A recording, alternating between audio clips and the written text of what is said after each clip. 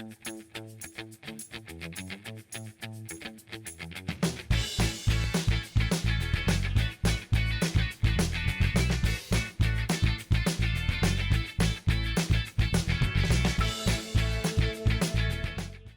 everyone, it's Memphis Jackson, Detroit Homecoming.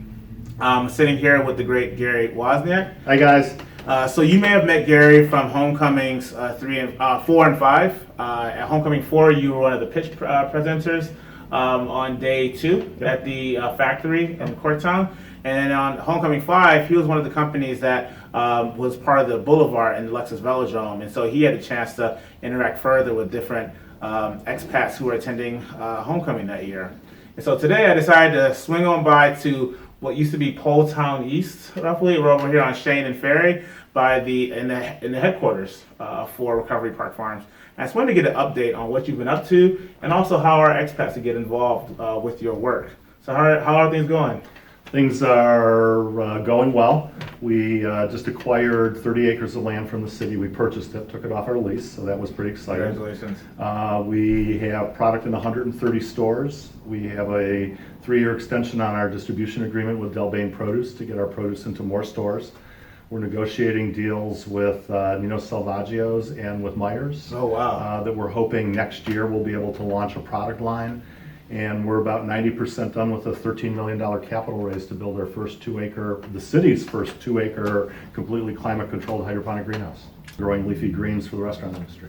Excellent. And so what made you want to get into farming? Let's take it back a little bit into the origins of RecoveryPark Farms. So I grew up in a farming community. I started picking raspberries at the age of 7. By the time I was 20, I was co-managing 20 acres under glass, growing flowers for a company called Frank's Nursery at that point. And I swore I'd never get back into farming. But in 2008, when the economy melted down, my businesses were financial, and I closed them down, and I started working with a nonprofit, Share House, to do programming for people coming out of prison and people in recovery, because I'm both. Yeah. And I'm very vocal about it. Yeah, absolutely. And so creating jobs for those people was really important, and I started looking at the assets that the city has, and we have all this land that we can repurpose into really cool ways that can help the environment, but can help us society-wise, creating jobs close by to where people live. And so we went down the food path, and the rest is history. So this isn't really and I want people to be very clear about this. This isn't a charity effort. This is you're helping to build a new economy in Detroit. Yes, so it's a food-based economy. Unlike the auto industry, we need to eat every day. I need to eat less. No. But the reality is it's a food-based economy. So growing food locally, distributing food locally, having those dollars stay in the community and have people having respend them, I think it's really, really important. Getting product to your plate in a day or two as opposed to 2 or 3 weeks. You might pay a little bit more of a premium because of our social mission of support services for our workforce, but you have much more longevity in your refrigerator. So 3 weeks from now, when you're going back to Kroger's to buy more because it rotted, ours is still fresh in your refrigerator. And do you find that, because I was listening to this interesting statistic that when people place food in the refrigerator, in their minds economically, it's lost about 60% of its value just by putting it in the fridge, and that's what leads to some of the food waste that we have. Do you find that by people knowing that it's locally grown, that it's a little more, they value it a little bit more? Have people kind of expressed that to you at all? Or? Nobody's ever expressed that to me, but I think that particularly with younger people under the age of 40, I think that really matters. I think that younger people are looking for real value, not just dollar value, but they're looking for quality value, they're looking for social mission value, and I think that that's what's driving a lot of our product sales.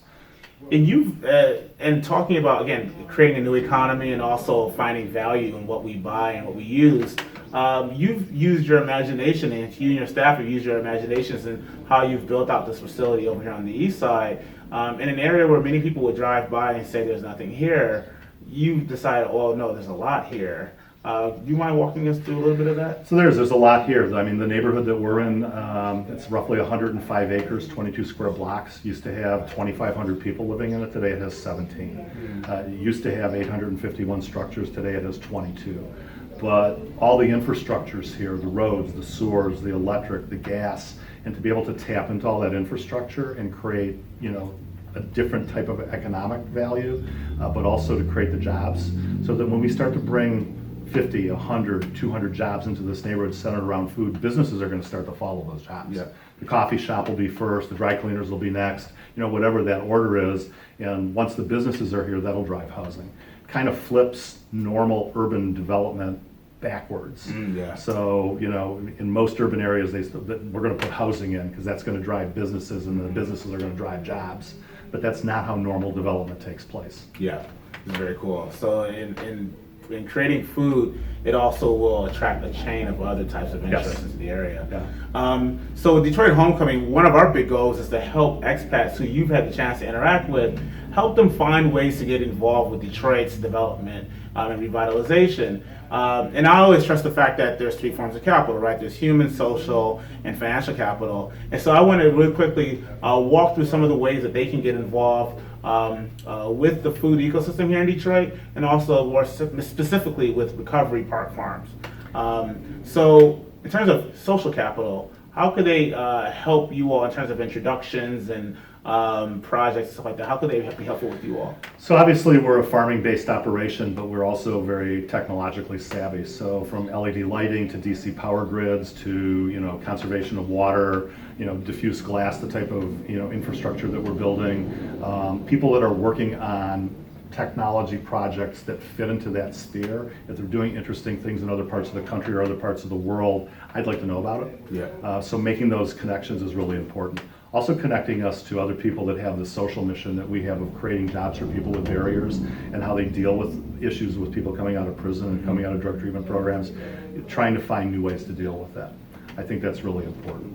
The second way that expats can help us is by actually participating in our growth. So if somebody has experience developing our footprint, or they understand mixed-use development along what used to be a major artery for sale, stores, I think that that's really, really critical too. And then the third way, the last homecoming, we have an expat that's actually bringing $1 million into our project of equity. I think that's great, and they're going to get a real return on their money because they're investing in a for-profit business that actually has most of the pieces in place that most startups don't have. So we've got a defined product in the marketplace, it's branded, it's got a social mission, we've already got product in the restaurants, we've got a distributor, we've got an agreement with the city for the infrastructure. So somebody that wants to put their money into a social enterprise and get a real return on their money, this is the place to do it. Excellent. And I always say, at the very least, when you come to homecoming, you've been to homecoming, share the stories, right? So if you had a chance to hear his pitches, share it with a colleague that you work with in Houston, share it with a buddy who lives in Durham, or share it with an old girlfriend who's now living in Boston. Let them all know what's going on here and what you've been working on. So that brings us to the human capital piece, right? People who have different skills. Is there any way that folks can volunteer, even remotely, and that help add capacity to your operation that will be helpful at all? Yeah, so people that have skill sets around human resources, people that have skill sets around legal issues, people that have skill sets around environmental issues, helping us understand stormwater management, effective techniques to do that, how to repurpose stormwater is really, really critical for us, and we're looking for interesting new ideas. So those are things that if somebody's working in those areas and they want to volunteer time, even over the internet and cloud-based and Skype, that's a great way to get involved. Awesome. And those are consulting hours that you now can get. They're consulting hours, so it doesn't matter to me whether I have to go find the dollars and pay you, or you're going to donate the dollars. It works out the same, right? Excellent. So don't think because you're donating time, you're not giving me something of real value, because I'm going to have to pay to have that done anyway. It's capacity. It's capacity. Yep. And then lastly, in terms of folks who have whether it's on a philanthropic end or they want to become an investor, what are some of the kind of areas that their money would help you all grow in? So right now, our main focus is building the 13-acre greenhouse. We've got $8.2 million in debt already lined up through the Greater Nevada Credit Union. We've got $3 million in equity lined up. We're about $1.2 million short. It's equity-based. It pays a market rate of return. It gives somebody an opportunity to be in a decision-making capacity if they want by participating in our board, and it'll hopefully get them back to Detroit more often. If nothing else, the investment can show them that if they live in a community that also wants to bring local food into their neighborhood, they can learn from us as well. Excellent.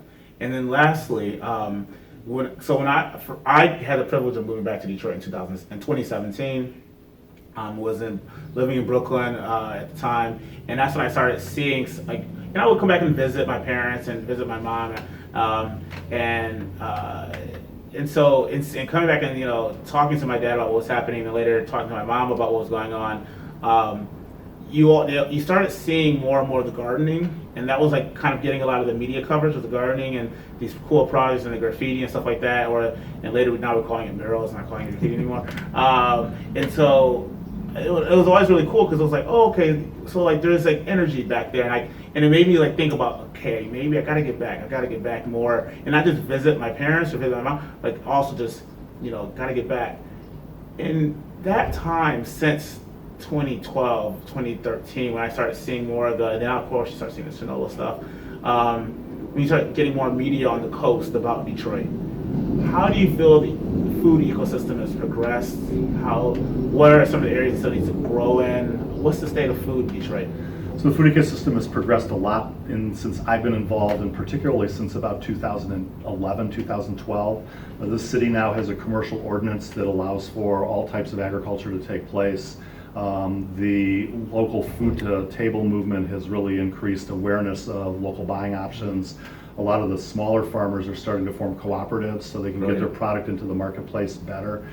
Eastern Market has developed a plan for its own expansion for food distribution and value-added production. Mm-hmm. So I mean, all that stuff's happened because somebody came in here 15, 20 years ago and started going, we should take some of these vacant lots and we should start planting them. Awesome. And I think that the natural evolution is we're going to eventually catch up with the European countries and South American countries that have been doing this for 40 years. And we're one of the cities that's on the leading edge. And I think that supporting projects here, whether it's ours or somebody else's, I think is really, really important.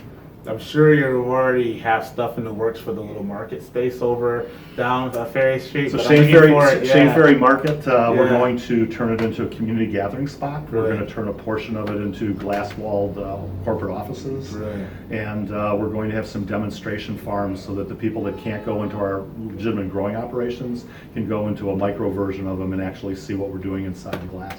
And Detroit is a huge food need. I think the Detroit Future City report has some really startling statistics around the amount of children that go hungry, and then you talk about people who eat but are not getting enough nourishment. That's correct. So what you're doing is really important. Thank you.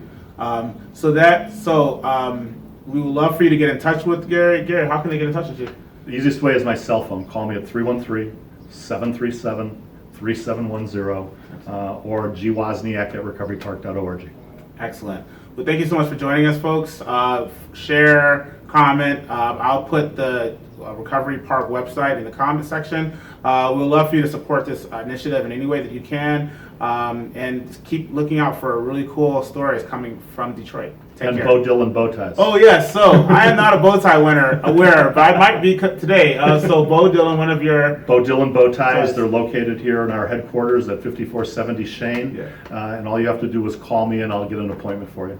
I might be a bow tie person now. There you go. Thank you. Take care, everyone.